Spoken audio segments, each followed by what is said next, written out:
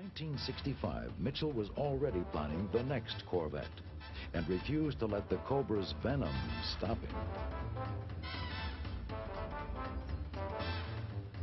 It all started years earlier with a fishing trip. Bill Mitchell had caught a shark off of Bimini, and of course he said it was a Mako Shark. I don't really think it was, but you know, that's what he thought it was. Mitchell asked stylist Larry Shinoda to design an experimental Corvette resembling the fish. Near the front wheel well, the car had vertical gills and a sharp, menacing nose.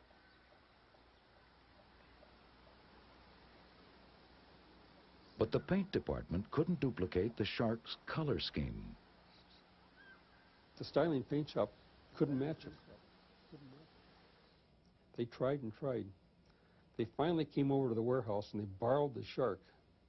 They painted the shark to look like their paint panel, and then they showed it to Mitchell. And Bill says, "Hey, you guys really captured it." He never realized that they had painted a shark. The car was named the Mako Shark, and it became very popular on the auto show circuit. A few years later, Mitchell and Shinoda revisited this theme. Adding a few embellishments, they came up with the Mako Shark 2, later called the Manta Ray. He wanted all these 007 type of devices, like the rear spoiler that would slide out of the tail, and the license plate was hidden, and had bumpers that would come out like, you know, like a James Bond car. You know, we didn't have any spinners that came out of the wheels, but or any machine guns.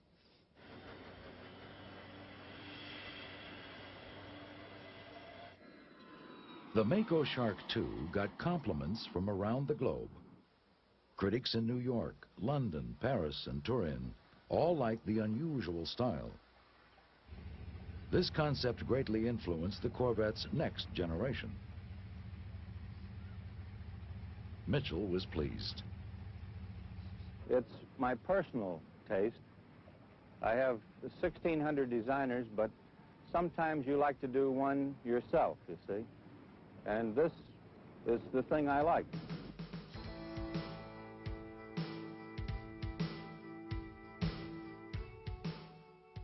When it was released in 1968, the new Mako Shark-inspired Corvette was unique.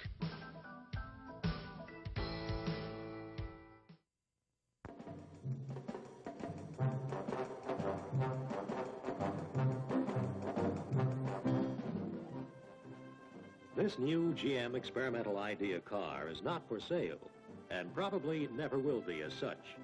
But some of its innovations and touches of styling may appear in the showroom model someday. It's an offspring of the Chevrolet Corvette, known as the Mako Shark 2.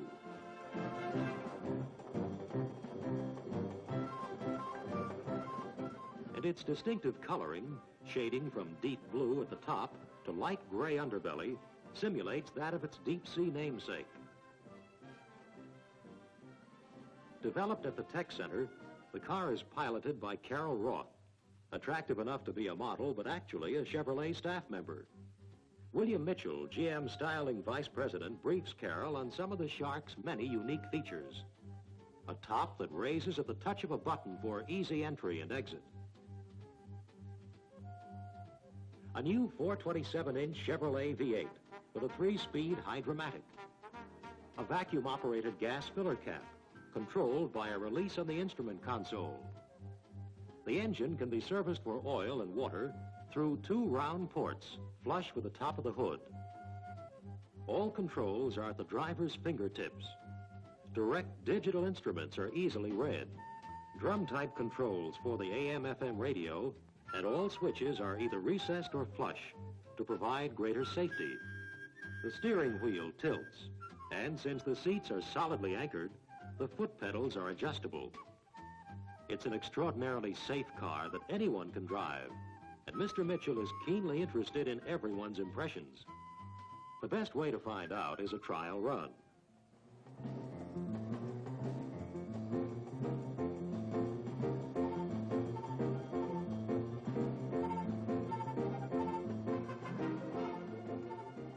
Who wouldn't like to get behind the wheel of this car? Even though built on a production Corvette frame, the Shark is more than 9 inches longer and nearly 3 inches lower than the current Stingray. Its independent four-wheel suspension and disc brakes give the car excellent control.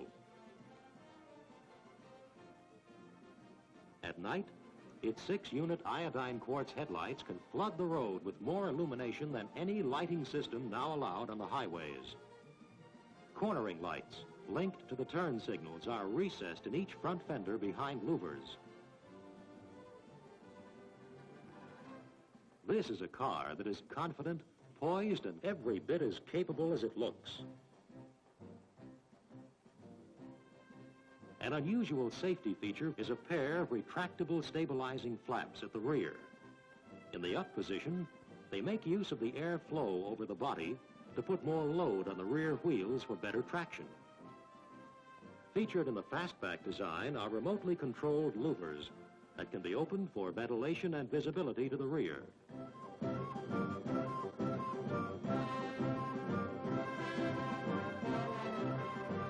During bad weather, windshield wipers do their regular job, and then they disappear from view for cleaner lines. And it sure beats digging for blades buried in snow or frozen in the glass. Altogether, Mako Shark 2 is a real jackpot when it comes to new ideas on wheels. And lots of other people feel the same way. Bound here for a series of European auto shows, the car was an immediate hit at Paris, the first stop on its tour.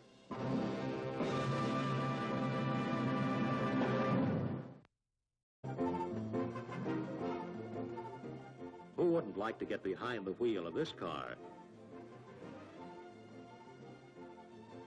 Even though built on a production Corvette frame, the Shark is more than 9 inches longer and nearly 3 inches lower than the current Stingray. Its independent four-wheel suspension and disc brakes give the car excellent control.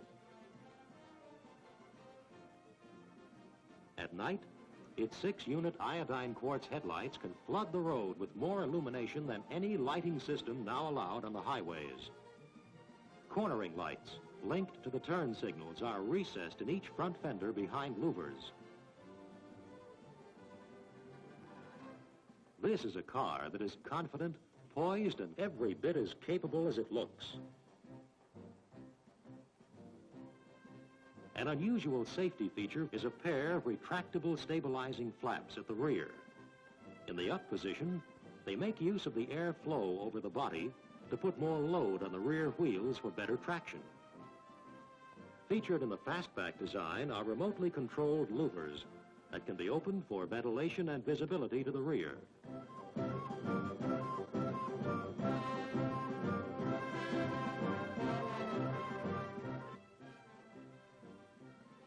Developed at the Tech Center, the car is piloted by Carol Roth, attractive enough to be a model, but actually a Chevrolet staff member. William Mitchell, GM Styling Vice President, briefs Carol on some of the Shark's many unique features. A top that raises at the touch of a button for easy entry and exit. A new 427-inch Chevrolet V8 with a 3-speed Hydromatic. A vacuum-operated gas filler cap, controlled by a release on the instrument console. The engine can be serviced for oil and water through 2 round ports flush with the top of the hood.